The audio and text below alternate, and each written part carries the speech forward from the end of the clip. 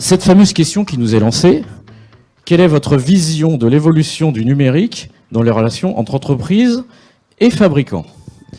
Vaste question. Elle suggérait l'idée de faire appel à Christophe Benavent. Et vous allez essayer de nous éclairer, ou plutôt nous faire voyager vers le futur. Alors le futur, je vais assez peu parler de futur, parce que peut-être pour donner une tonalité d'emblée, je pense que dans le domaine du digital, on est à maturité actuellement. C'est pas une affaire de futur, c'est une affaire d'aujourd'hui, avec une histoire qui est déjà vieille. Vous vous souviendrez quand même que le web, qui est la façon dont on apprécie l'Internet le plus directement, c'est quand même une chose qui est apparue en 1995, donc ça a 22 ans. C'est déjà ancien. Et le mobile, qui va être au centre de l'attention, eh bien, il est apparu la même année, même si les formes de smartphones sont arrivées qu'en 2005. Je ne sais pas. Mais aujourd'hui, oui, il y a des choses que l'on sait, et je vais essayer de vous en donner quelques éléments. Recherche d'informations sur Internet, achat en magasin. Recherche d'informations en magasin, achat sur Internet. Les gens, les consommateurs se sont dédupliqués en quelque sorte. Ils répartissent leurs activités dans le cycle client entre l'Internet et le point de vente.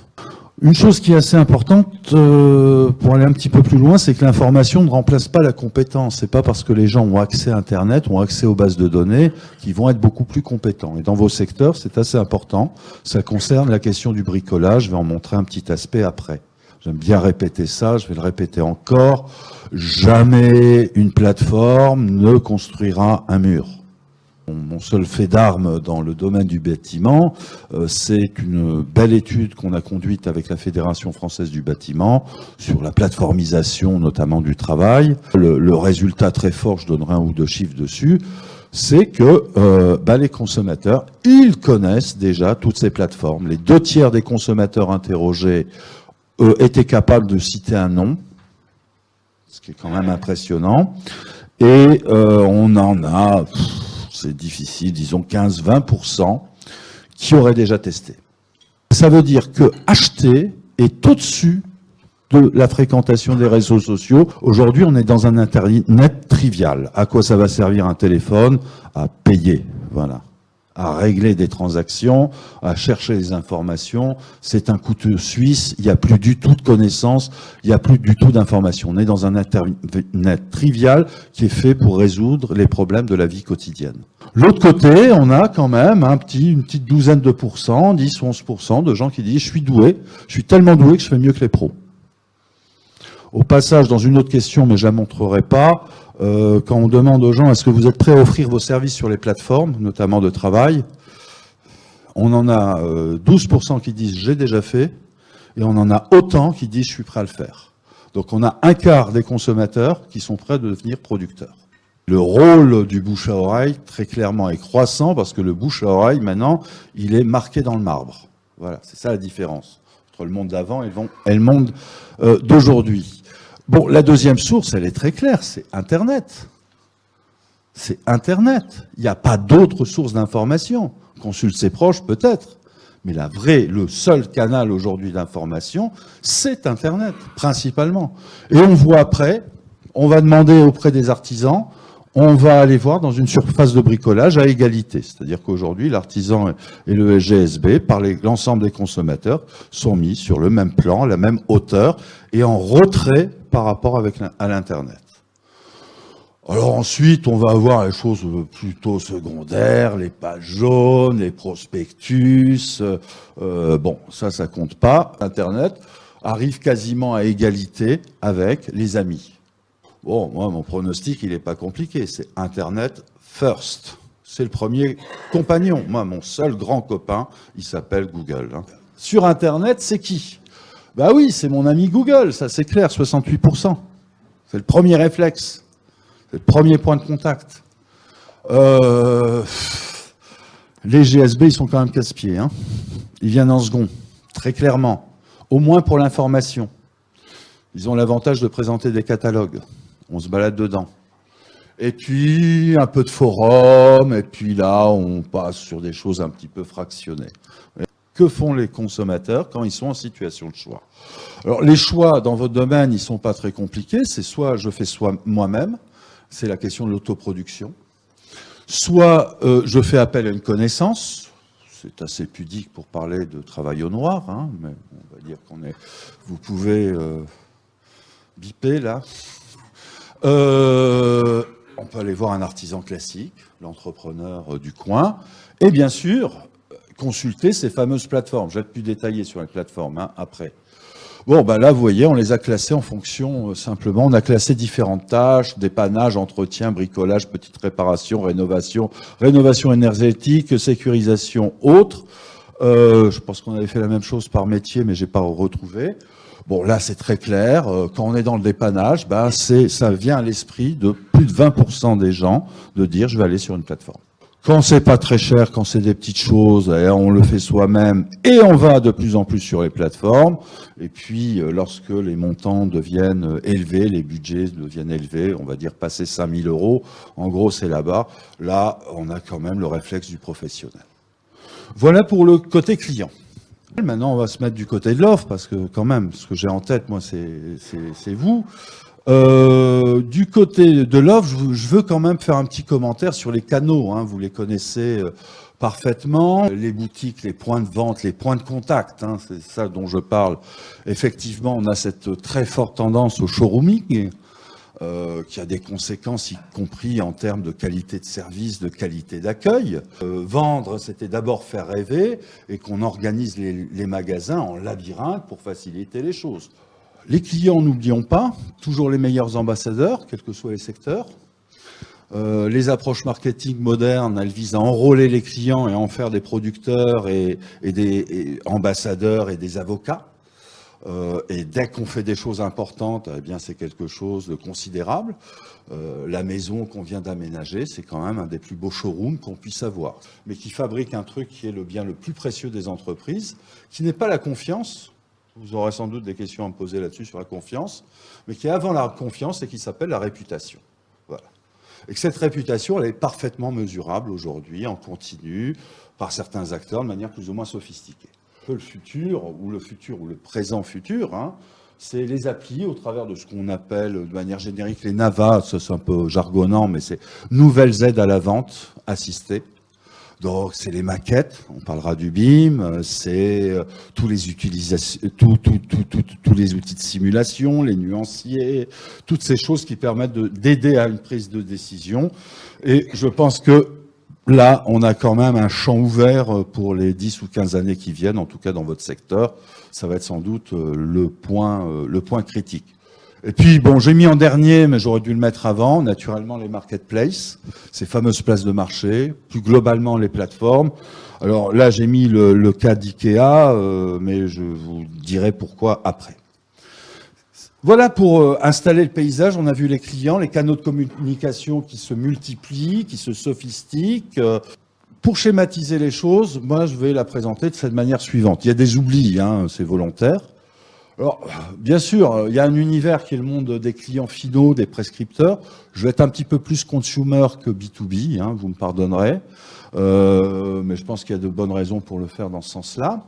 Bien sûr, ici, c'est vous, hein, les fournisseurs, les entreprises de la finition, votre secteur.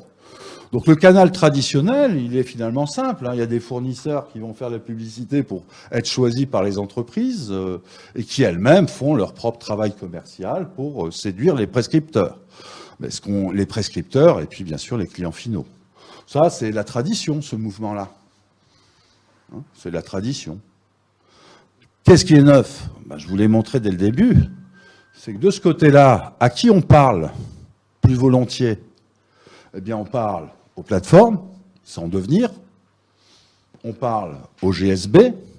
Ça veut dire que qui a l'information, c'est eux et c'est eux, en premier, tout simplement. Je ne vais pas faire de sophistication. Et si on regarde les deux rôles, bon, alors, si je regarde les fournisseurs, ce que j'ai un peu écouté, ce que j'ai regardé, ce que je vois, c'est que ça bouge beaucoup. Et ça bouge beaucoup dans les stratégies commerciales. C'est-à-dire que, grosso modo, il y a deux bras qui s'ajoutent. Il y a un premier bras Effectivement, l'action des fournisseurs sur les GSB, il faut bien le distribuer, mais ça, je ne vais pas le prendre en compte. Mais le bras qui est important, c'est le lien direct qui est en train d'être construit, principalement digitalement, que ce soit par des réseaux sociaux, que ce soit par des centres de documentation, des catalogues, que ce soit par des actions un peu plus ciblées, type CRM, effectivement, d'essayer d'être reconnu, identifié par les consommateurs qui sont là. Donc ça, c'est déjà un changement, hein, le bypassing, c'est une tendance générale, dans tous les secteurs on a ça. Quand il y a un intermédiaire, on essaie de passer au-dessus. Ces plateformes, en tout genre, là je ne les ai pas détaillées, je n'ai même pas dit leur économie, mais les clients leur parlent, eux sont en mesure de communiquer très rapidement et souplement avec ces clients, mais aussi de vous engager. Et on a un certain nombre de gens qui s'inscrivent sur ces plateformes, et puis, ce n'est pas le cas aujourd'hui, on les imagine assez facilement aller faire le pont avec les fournisseurs. Mais je reviendrai sur cette question après. En gros, c'est une question de méthode que je vous propose, hein, là. C'est pas, je suis pas assez connaisseur du secteur pour le faire finement, mais l'idée est comment on peut travailler la cartographie, comment on peut analyser les changements de pouvoir entre les parties, c'est ça la méthode, mais en considérant un écosystème. Il y a un mot qui circule beaucoup, disruption, disruption, disruption. Alors moi, ça m'embête ce mot disruption parce que il a l'air de dire que la technologie, elle vient du ciel, elle nous tombe sur la tête et qu'on est un peu sonné et que le monde change. Mais c'est pas du tout l'histoire. La disruption n'a strictement rien à voir avec le digital et avec la technologie. Segmenter les marchés, c'est bien, mais fondamentalement, il y a toujours un critère qui est plus important. Et les grands succès de marques de grande consommation sont souvent faits là-dessus, hein. C'est le bon vieux Unique Selling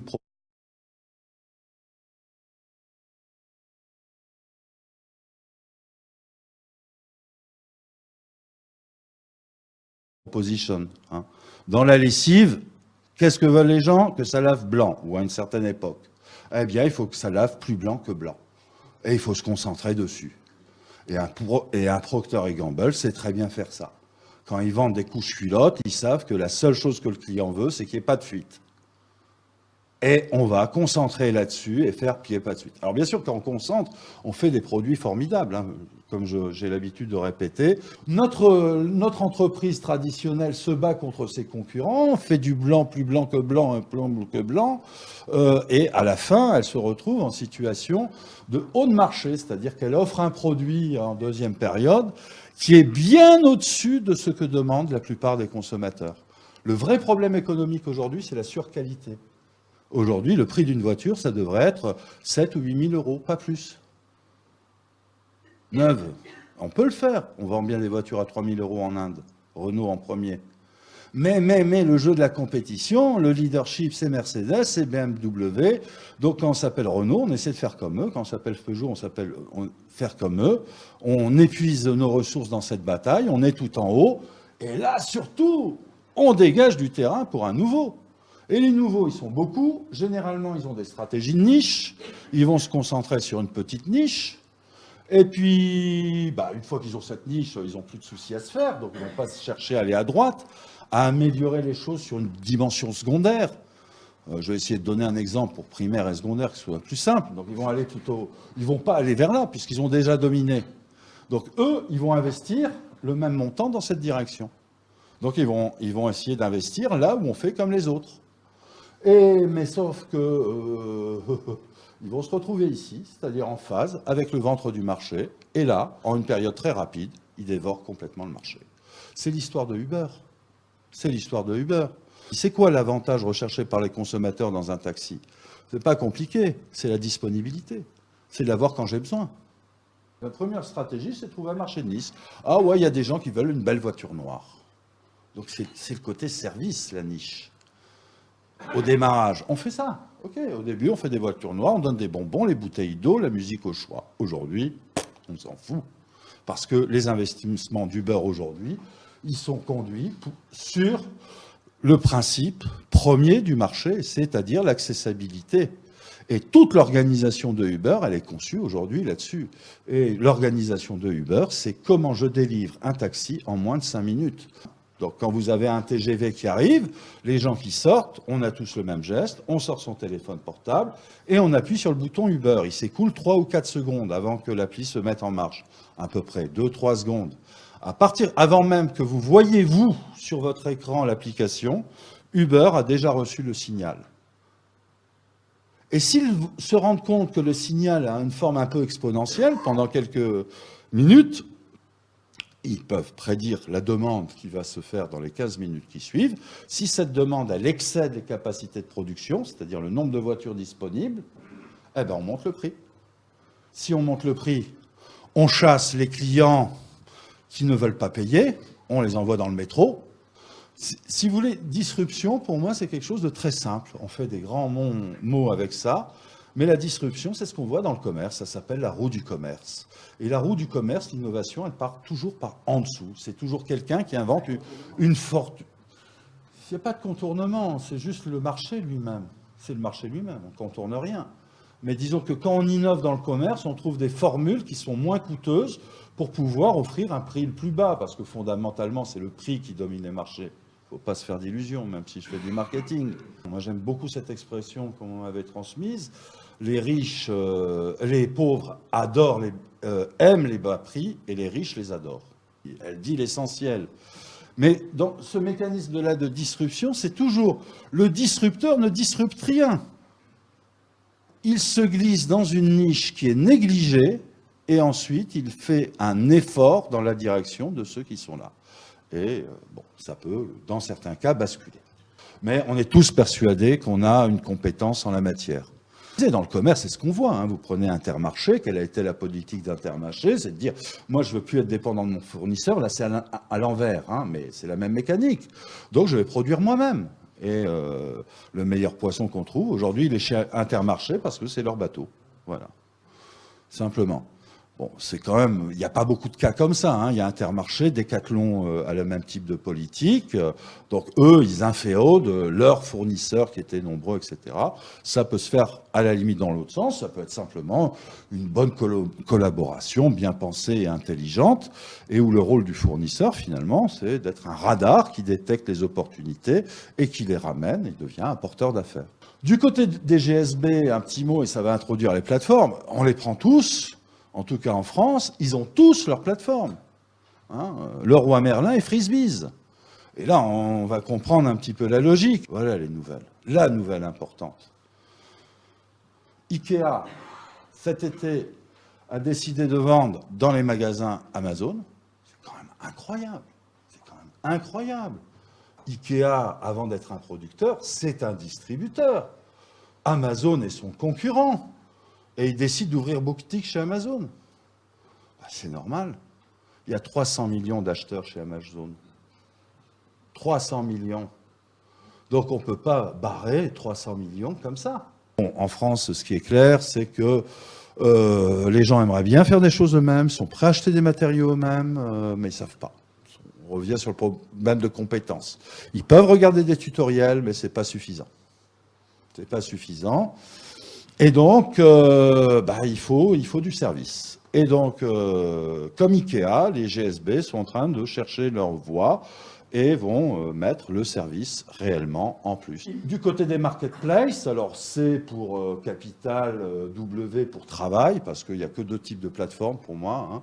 Soit des plateformes de capital, soit des plateformes de travail. Airbnb, c'est du capital. C'est comment on tire un revenu d'un actif qu'on possède. Puis l'autre, c'est comment je tire un revenu de tâches unitaires que je peux faire. Pour les entrepreneurs, pour vous, la réponse, elle n'est pas simple hein, aujourd'hui. Je ne vais pas donner une réponse fermée, mais clairement, il y a une tendance vers la montée en gamme. C'est-à-dire dire, bon, puisque c'est comme ça, je vais aller chercher des chantiers plus qualitatifs, plus gros, plus soignés, plus tranquilles, qui me permettent de planifier l'activité. Éventuellement, il y a une option de segmentation. Bon, là, je m'avance un peu dans le raisonnement. L'option de segmentation, c'est définitivement de considérer qu'il n'y a pas un marché, mais il y a au moins deux marchés. Donc il y a un marché plutôt planifié, plutôt qui marche par appel d'offres, qui peut s'organiser à l'avance. Et puis il y a le marché qui n'est pas seulement celui du bricolage, qui est le marché de l'urgence, qui est le marché du on-demand, de la capacité à répondre très rapidement à des demandes qui sont très importantes.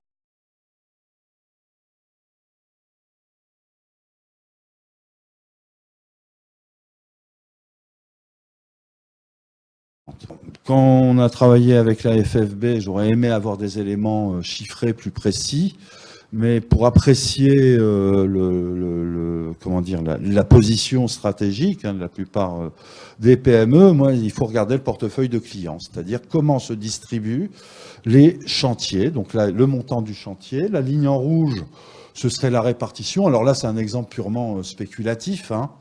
Disons, j'ai essayé d'imaginer une boîte de quelques personnes qui ferait 1,5 million de chiffre d'affaires avec une certaine marge. Donc, j'ai pris quelques références qui semblent être dans la moyenne. Je spécule totalement sur la distribution en rouge. Là, ça voudrait dire que 30% des commandes, on va dire les commandes, seraient de l'ordre de 200 €, 20% 2000, et ainsi de suite. Donc quand je fais ça, ça me permet simplement de calculer, hein, c'est de l'arithmétique, hein, il n'y a rien de sans sas, mais de regarder comment le chiffre d'affaires et la marge se distribuent au travers du portefeuille de clients. Donc dans un cas comme ça, effectivement, on se rend compte que l'essentiel de la marge, elle se fait sur des chantiers moyens à élevés.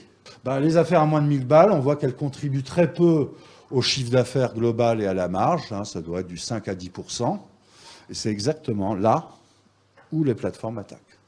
Autrement dit, un entrepreneur qui, pour une raison ou une autre, historique, son travail, son truc, aurait l'énorme majorité de ses activités sur, disons, on va dire des chantiers à plus de 5000 ou 10 000, n'est pas concerné par la question de la plateformisation. Si on est petit et qu'on on a un fort volume d'activité qui se fait dans des chantiers à moins de 2000, moins de 3000 ou quelque chose comme ça, alors là, on peut être victime des choses. Pour pouvoir éviter ces complications, le mieux, c'est d'aller de ce côté-là. Sauf que si on va de ce côté-là et qu'on regarde plus finement, moi je n'ai pas la capacité à le regarder encore de manière plus fine, mais j'entends parler des entreprises de travaux généraux qui sembleraient sortir leurs billets, c'est-à-dire qu'ils font rien eux-mêmes, on sous-traite, mais on coordonne l'ensemble et on gère. Donc ça veut dire que l'entreprise du BTP normal a entre 5 et 10 salariés, elle est écrasée de ce côté-là, potentiellement menacée de ce côté-là. Ça, c'est un élément qui me semble assez essentiel. Comment se distribue le montant des chantiers dans le portefeuille d'une entreprise? Et c'est lui qui va déterminer, en quelque sorte, les stratégies. Une plateforme ne remplace pas ceux qui produisent, mais elle coordonne, elle se met au milieu des marchés, elle articule les marchés. C'est ça le coup de génie. Et quand on a besoin de se développer, les plateformes, elles créent des nouveaux marchés. Un nouveau pan de marché. On appelle ça techniquement des versants de marché en économie. Donc les plateformes des marchés, mais qui sont en interaction, qui s'influencent mutuellement. Et dans certains cas, on peut créer un nouveau marché. Ça, c'est ce que fait par exemple un Airbnb. Airbnb développe un marché aujourd'hui de la conciergerie, tout simplement pour pouvoir attaquer un marché plus vaste, qui est le marché professionnel. Bah, le futur, là, on y arrive au futur, effectivement. Il est pour l'instant en pointillé, à la fois limpide et en même temps pas du tout limpide. C'est le monde des objets connectés et c'est dans le monde du bâtiment. C'est clair que tout ça, ça va graviter autour d'un truc qui s'appelle le BIM. Quelles sont les stratégies qu'on peut avoir face à la plateformisation? C'est-à-dire, en gros, ce que je suis en train de raconter, c'est que les plateformes, elles sont en train de prendre le dessus. Elles deviennent une couche supplémentaire dans notre économie. Voilà, en très simple. Et la preuve qu'ils ne fonctionnent pas bien, c'est qu'ils ont besoin de nous pour les organiser.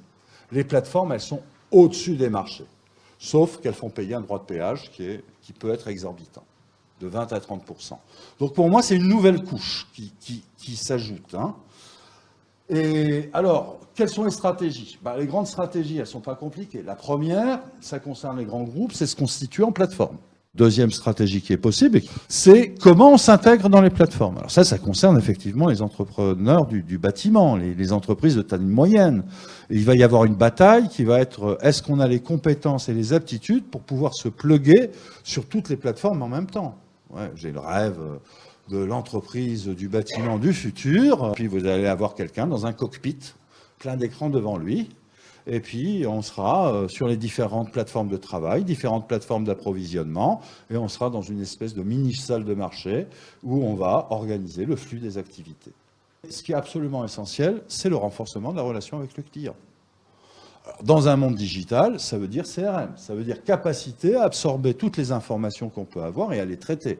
Si on absorbe des informations sans les traiter, c'est pas forcément très utile. Et puis bien sûr, plus que jamais, les marques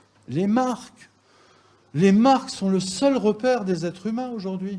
Les marques sont bien installées, elles sont quasiment imprenables maintenant. Donc il y a renforcer la marque, quelle que soit son échelle. L'expérience, c'est la vie des clients. C'est ce qu'ils éprouvent, c'est ce qu'ils ressentent. Du moment du projet, de l'idéation, où on a les idées, tiens, je vais faire construire, jusqu'au cours de la vie. Et là, là, je pensais surtout aux PME. Si on est complètement enraciné dans son terrain, etc., on a un avantage qui se maintient, plateforme ou pas plateforme, mais qui doit se construire effectivement dans l'expérience client. J'aurais dû rajouter le client.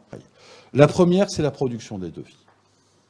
C'est un enjeu à la fois de pouvoir, qui va faire les devis, qui est capable le premier de faire une cote pour le client. Le premier qui formule une proposition a toutes les chances d'être le gagnant. Est-ce que ce sera le fournisseur? Est-ce que c'est l'entrepreneur? Est-ce que ce sera le distributeur?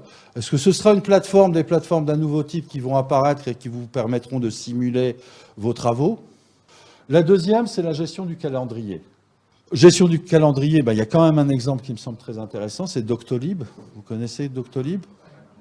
Plateforme de prise de rendez-vous de médecins.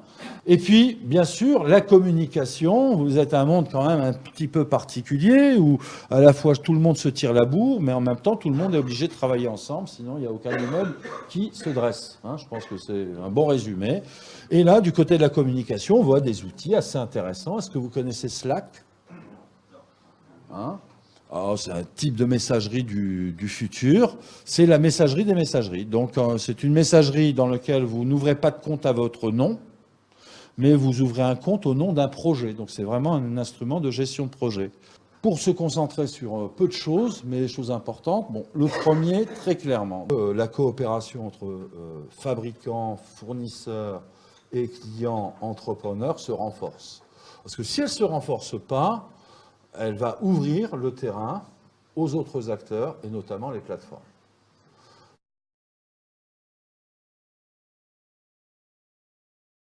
Donc, l'objet du renforcement, moi, il me semble assez simple, c'est d'avoir la maîtrise du marché final et surtout de la reconnaissance du marché final. Quand je dis reconnaissance du marché final, je commence à être assez persuadé qu'il y a une bonne partie du marché qui est invisible, qui est transparent, soit parce qu'il est abandonné, ce sont des petits contrats, soit parce qu'il n'arrive pas à s'exprimer, parce que les clients ont peur, pour simplement ils n'arrivent pas à réaliser au sens le plus simple leur projet. Donc c'est le problème de la production de devis.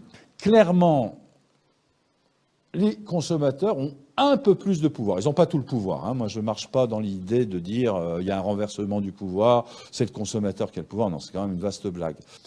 Donc ce pouvoir-là, l'enjeu, c'est de pas simplement qu'il soit un pouvoir de négociation de gens qui disent non, qui refusent, qui sont durs, mais qui les amène finalement à concevoir, d'acheter des services qu'ils n'étaient pas prêts d'acheter. Le service tangible, c'est celui qui est bien décrit, et éventuellement qui est payant. Ici, pour moi, l'enjeu véritable, c'est si le consommateur est informé, maintenant il sait de quoi on parle, comment on peut transformer cette information, ce pouvoir, en une intention d'achat, en une intention d'investissement. De se dire que les travaux que je reporte en permanence, je vais les engager. Quand on voit tout ça, s'il faut avoir une chose simple pour orienter la réflexion sur le digital, je répète, le digital en soi, c'est pas important. La technologie, la technique, on s'y fait vite. Par contre, c'est sa signification. Et la signification, c'est le temps. Donc ça veut dire que pour moi, l'enjeu véritable aujourd'hui, c'est comment on peut arriver sur certains segments, pas tous, à avoir une production on demand. C'est le mot-clé actuellement. réagir immédiatement, envoyer un devis immédiatement, pouvoir faire les chantiers dans des délais raisonnables. Et puis l'autre aspect, effectivement, mais là c'est un peu plus classique, c'est comment encore mieux planifier, comment éliminer toutes les incertitudes qui sont presque fondamentales, inhérentes à votre métier, ne serait-ce que la météo, et effectivement devenir véritablement agile. Donc en gros, ça c'est le plan interne, c'est l'impact du numérique sur le plan interne, mais moi je suis moins connaissant là-dessus. Et là, c'est très clairement les potentiels de développement de marché. Il semble que là, il y a un axe de travail qui devient tout à fait assez intéressant, quoi. C'est finalement gérer le cycle de vie des clients, des chantiers, et pouvoir l'accélérer. Ce serait le meilleur moyen de redynamiser un peu.